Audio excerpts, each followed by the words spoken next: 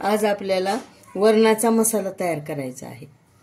तर आपण आपल्या जेवणामध्ये दररोज पोळी, भात, भाजी, वरण हे पदार्थ करतो। त्यापैकी वरण हा एक कडधान्याचा पौष्टिक पदार्थ।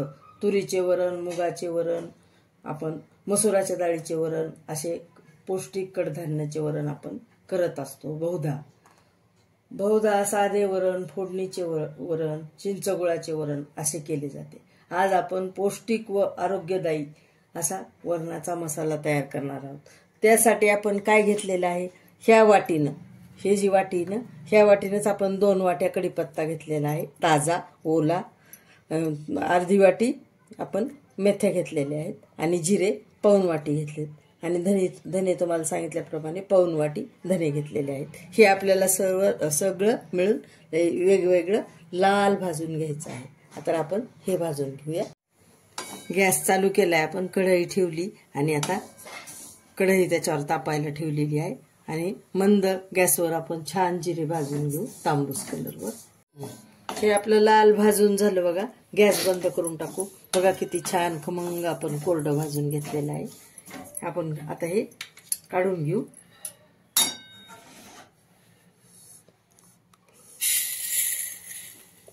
छान भाजले आपले।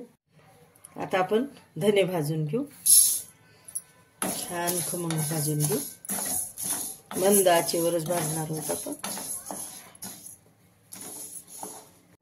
लाल भाजून झाले धने, बघा किती खमंग भाजलेले आहेत आपण। छान आपण ह्याच्यात काढून घेऊ आता हे धने। छान आपण असं छान सुवास येत आहे, खूपच छान सुवास येत आहे। आता आपण मेथ्या भाजून घेऊ। हे मेथ्या छान, मेथ्या कशा कडवट असतात बघा, त्यामुळे थोड्या कमी घेतल्या आपण, पाव वाटीच मेथ्या घेतल्या।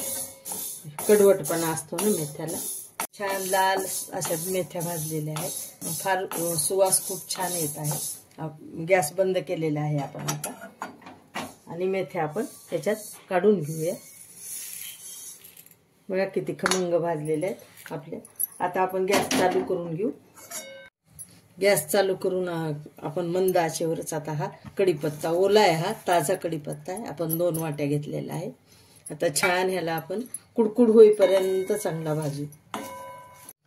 आपण असा कुडकुड होईपर्यंत छान भाजणार आहोत। हा असा हे होतो, असा छान कडक होतो, तसा होईपर्यंत आपण छान भाजून घेणार आहोत, म्हणजे तो टिकतो चांगला। खूप दिवस मसाला जातो। काय आपल्याला एक अर्धा चमचा प्रत्येक वरणाला जर पूड टाकली आपण, ही मिक्स केलेली, ही मिक्सर मधून काढलेली, तर आता आपल्याला ही वरणाला खूप दिवस मसाला जातो आणि चव येते चांगली आणि पौष्टिक पण आहे।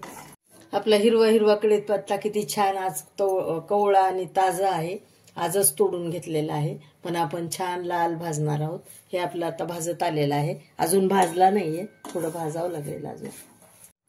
आपलं छान हे आपला कढीपत्ता छान भाजलेला आहे, अगदी बघा तुम्ही बघू शकतात, आपलं कडक भाजलेलं आहे। ह्या म्हणजे खराब होत नाही, चांगलं कडक भाजले की आपलं हे पहा तुम्ही पाहू शकता, छान मंद आचेवर आपण भाजले।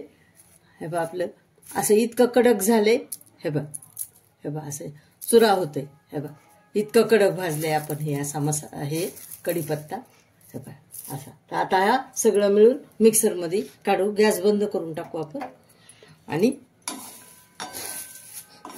एकदा आपला हिरवागार ताजा तोडलेला कढीपत्ता होता आपला, एकदम असा खुसखुशीत झालेला आहे।